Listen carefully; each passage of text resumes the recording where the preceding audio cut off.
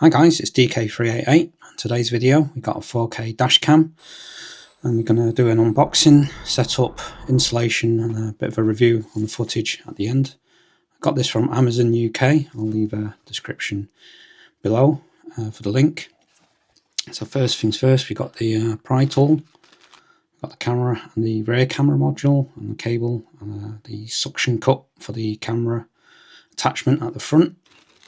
And then we've got the 12 volt power cable with a USB-C connection. And one thing I do like about it, it's got the Type A auxiliary as well, so you're not losing the power. So this is the instructions, a couple of diagrams on the wiring method for the front and rear camera. The camera itself is 4K and it also comes with a 64 gig SD card, which is a bonus. It uses the modern Type-C connection, which is good to see, and the camera itself is probably no bigger than a regular standard debit card or credit card, as you can see here. So just peeling off the protection for the screen. Sadly it's not a touch screen, so it's only operated by the buttons on the side, so we'll just switch this on and just go through all the setup, like the time, the resolutions, loop recording, all that. So we'll see that going through each one. So you can set the minutes for the time loops, and then you've got your G sensor sensitivity, and your parking monitors if you want to leave it on when you park your car. And there's also a useful time-lapse function just to save on the power and the storage, so you're not constantly recording. And then the next one, I think we've got the sort of Wi-Fi as well. We've got and then the screensaver, you can turn it off after power on, which is quite useful. And then recording for the audio on board, and then the exposure settings, the camera settings, so your different white balances. So there's quite a lot to sort of set up and configure to your own needs, including the language. So now moving on to the installation, I'll just remove the existing 12 volt adapter, and then we'll just place this in. And like I said, it's got an auxiliary USB, so you could plug in the in my case I've got the ambient lighting, so I could reuse that.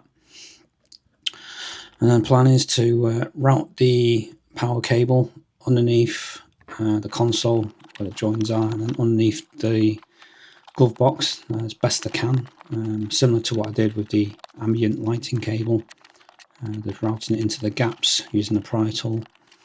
And then underneath the glove box into passenger footwell, as you can see here, and then slowly working my way across and then up onto the A-pillar, and into the A-pillar and the windscreen onto the headliner, and then out where the mirror is. For the rear camera, I'm going along the sort of headliner route, just on the passenger side.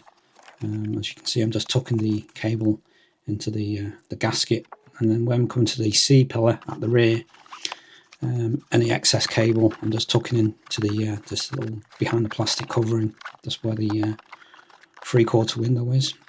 So there's plenty of cable even for a long car, like a big family car. So there's plenty of cable to reach the rear window. So as you can see, I'm tucking a lot of excess cable into the pillar there. And then as you can see, it's all nicely discreetly hidden. And then the useful thing is about the camera module, it's detachable.